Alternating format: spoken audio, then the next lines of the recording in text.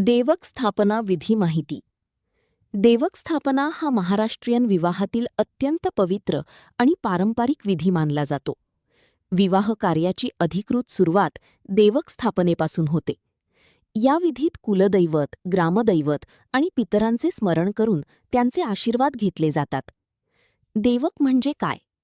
देवक म्हणजे शुभचिन्ह किंवा पवित्र प्रतीक. आंब्याची पाने, उंबराची फांदी, हळद कुंकू, फुले आणि सुपारी यांच्या सहाय्याने देवक तयार केले जाते.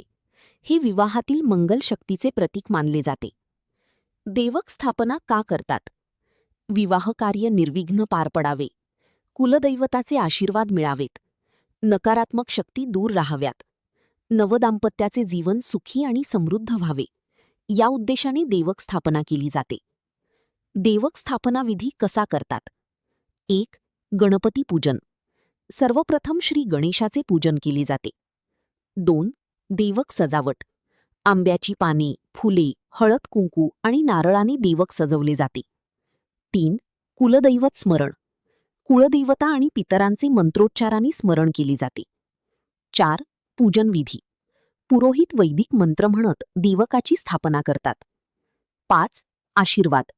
घरातील ज्येष्ठ मंडळी वधूवरांना नंगल आशीर्वाद देतात. देवक स्थापनेचे आध्यात्मिक महत्त्व. देवक स्थापना ही फक्त परंपरा नसून ती घरातील सकारात्मक ऊर्जा जागृत करणारा संस्कार मानला जातो.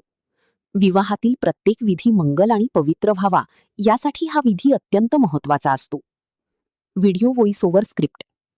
वैदिक मंत्रांच्या मंगलध्वनीत, कुलदैवतांच्या साक्षीने आणि शुभ आशीर्वादांनी सुरू होणारा पवित्र संस्कार म्हणजे देवक स्थापना विधी.